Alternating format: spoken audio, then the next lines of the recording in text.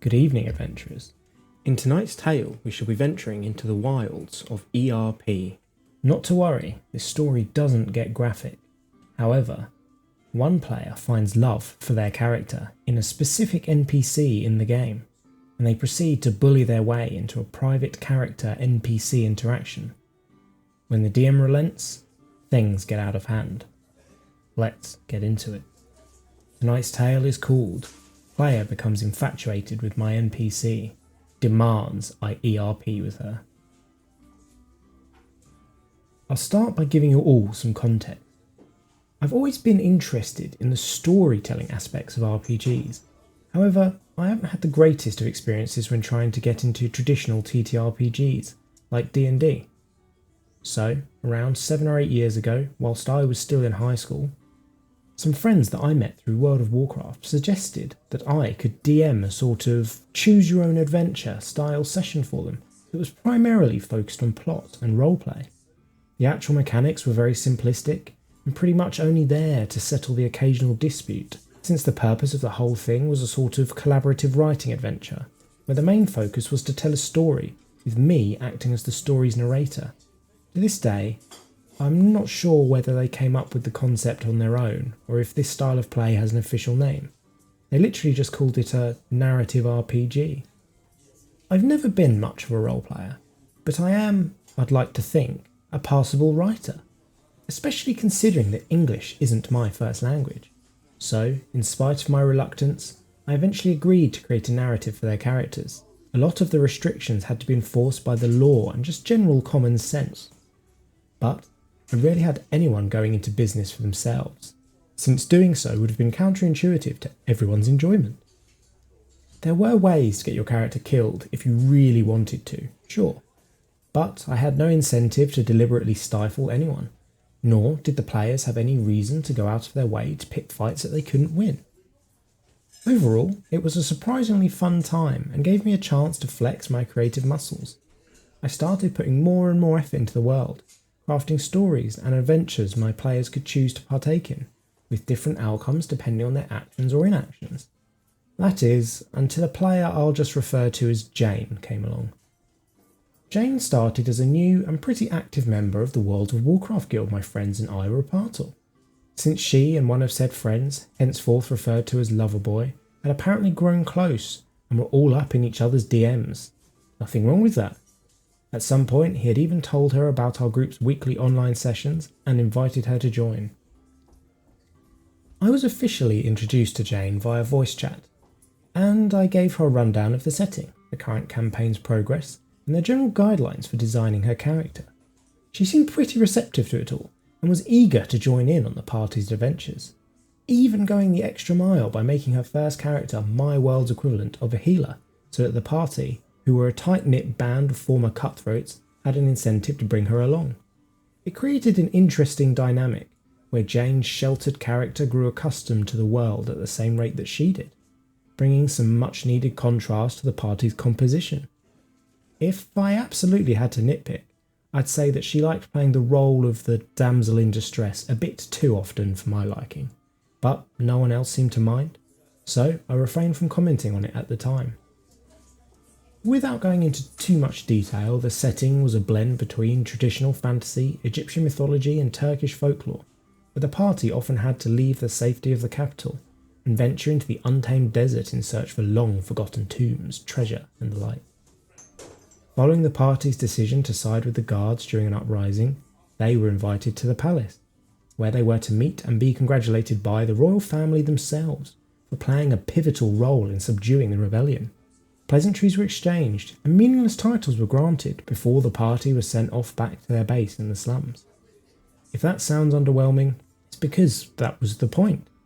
I was trying to establish how detached the nobles were from the plight of their subjects. Despite all of my efforts to write them as condescending arses, one of the members of the royal family, who I'll just refer to as the Prince for simplicity's sake, seemed to have left an impression on Jane's character. To clarify, the Prince was the youngest of the king's sons, and the embodiment of narcissism. I wrote him to be as douchey and as elitist as possible, which made the healer's sudden crush on him all the more baffling. Yes, I described him as very physically attractive, but that was literally his only redeeming quality, and there was no shortage of traditionally attractive NPCs and player characters surrounding her constantly if she really wanted to go down that route. That said, Jane's character was meant to be naive, so I figured her swooning over a guy that despises everything she represents could have been used to highlight her inexperience. Unfortunately, it was nothing as self-aware as that. Both in character and out, Jane kept bringing the prince up, much to the rest of the party's annoyance. She insisted that they fully align themselves with the crown in hopes of earning more favour, whilst simultaneously asking me when they were going to be meeting him again. As you can probably guess, Loverboy was particularly and quite vocally against this, for obvious reasons. Perhaps I should have been more stern in railroading them away from that entire plotline, but, in my defence, I was really committed to adapting to everyone's choices. Jane got her way eventually, dragging everyone along with her and forcing me to come up with more and more stuff they could do for the local gentry. I made a point of clearly telling her that their efforts were appreciated, but it wasn't getting them any closer to another audience with the prince. Keep in mind that this was an NPC that I hadn't even put that much thought into at the time, since I never expected him to be anything beyond an entitled prick whose entire purpose was to symbolise the blatant disconnect between the common man and the ruling class. I could have, and eventually did, flesh him out more, but at the time, nobody apart from Jane cared about him enough to justify doing that. Loverboy was getting pretty fed up by Jane's infatuation with my NPC, and out of character demanded that we move on to something else. I explained that I've been presenting them with different plot hooks this entire time, but instead they just keep catering to the healer's whims, who had pretty much assumed somewhat of a de facto leader role. If nothing else, the mental image of a ragtag group of hardened outlaws following around a teenage girl pursuing her crush was sort of amusing. Finally, picking up on the group's frustration, Jane relented, and we were allowed to move on to something else. It was at this point when Loverboy's character started trying to get closer to Jane's, which, whilst awkward at times, at least made sense, since they had a thing in real life. Both of their characters were of similar age, and it didn't interfere with my storytelling. Jane was open-minded to the idea, but didn't seem particularly excited about it.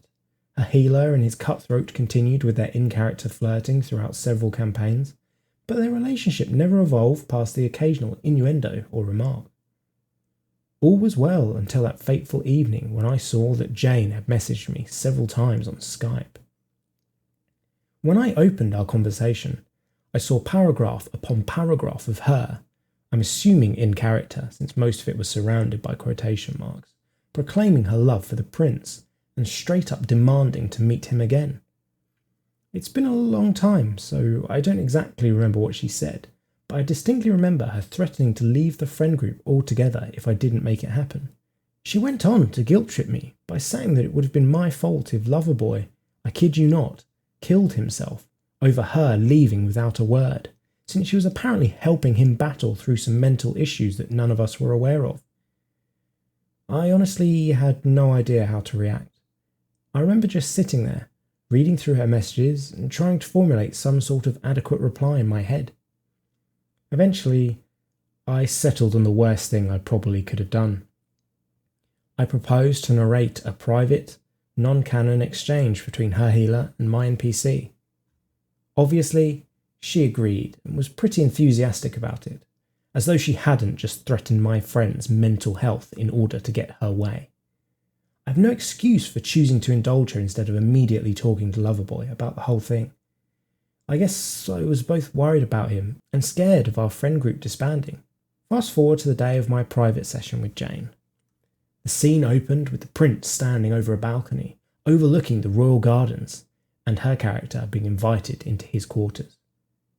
I obviously knew what she was after, so I made up some reason as to why he had taken a sudden interest in her. I don't remember what it was exactly. Both expressed their inexplicable infatuation with each other, and things obviously got heated, so I hurried to fade to black. Only Jane wasn't having it. She was basically expecting me to ERP with her, something I had never done and had no interest in doing. I explained to her that, at the time, I wasn't really interested in exploring sexual stuff, both in and out of character. Cue the porn.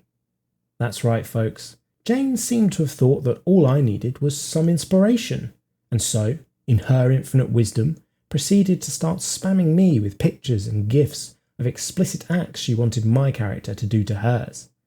Then, she went on to make the whole thing 10 times weirder by expressing how this sort of content was making her feel. Though both of us were 18 at the time, I still don't feel comfortable recounting her exact words verbatim.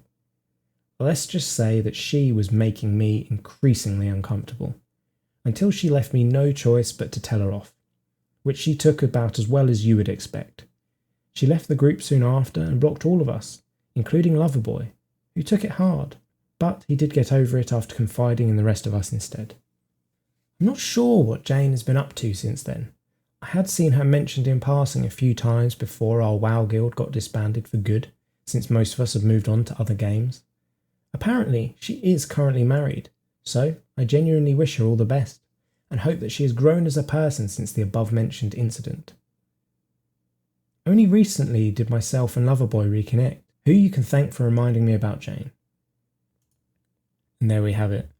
This is one of those stories where you really don't want to believe it's true, but part of you knows that it really might be. Anyway, sending this sort of material to anybody unsolicited is absolutely unacceptable on every level, and I cannot even fathom what has to be going through your mind to make you think that it's an okay thing to do.